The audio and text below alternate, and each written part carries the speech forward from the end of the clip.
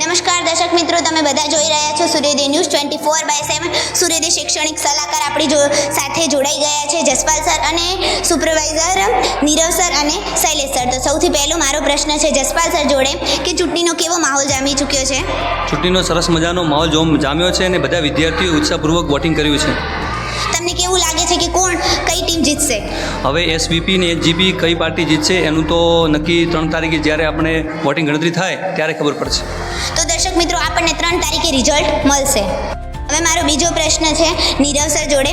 Nirav sir, તમારા માર્ગદર્શન હેઠળ આ ચૂંટણી યોજાઈ છે, તો તમારો કેવો અનુભવ છે? માર્ગદર્શનમાં અમારે એકલા નથી, મારી સાથે જસપાલ સર, શૈલેષ સર અને બીજા સ્ટાફ મિત્રોનો બધાએ મહેનત કરેલી છે અને અંદર અમને પૂરેપૂરો સહયોગ મળ્યો છે. બાળકોનો ઉત્સાહ જોતા એવું લાગ્યું કે બાળકે પોતાના જીવનનું પહેલું મતદાન કર્યું અને જેટલી ખુશી મેળવી એ ખુશી જોઈને એવું લાગે છે કે અમારી મહેનત પૂરેપૂરી સાર્થક થઈ છે.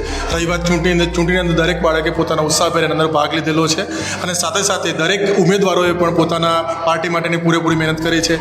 આશા રાખીએ કે યોગ્ય પાર્ટી જીતે, જે આપણી સ્કૂલ માટે અને વિદ્યાર્થીઓ માટે એક સક્ષમ ઉમેદવાર બની શકે અને એમના માટે એક સારું ભવિષ્યમાં કરી શકે. તો દર્શક મિત્રો, તમે જોઈ શકો છો કે નીરવ સર અને તેમના સ્ટાફે ખૂબ જ સારી મહેનત કરી છે, તેથી આ ચૂંટણી યોજાઈ છે. દર્શક મિત્રો, મારો પ્રશ્ન છે શૈલેષભાઈ સરને. શૈલેષભાઈ સર, તમે ચૂંટણી શા માટે યોજાઈ છે? આ ચૂંટણીનો મુખ્ય ઉદ્દેશ્ય એ છે કે આપણે ભારતના એક નાગરિક છીએ અને ભારતના નાગરિક તરીકે આપણી એક કર્તવ્ય છે કે આપણે વોટિંગ કરી અને એક સારા એવા નેતાને ચૂની શકે કે જે ભારત દેશ માટે સારું એવું કાર્ય કરી શકે.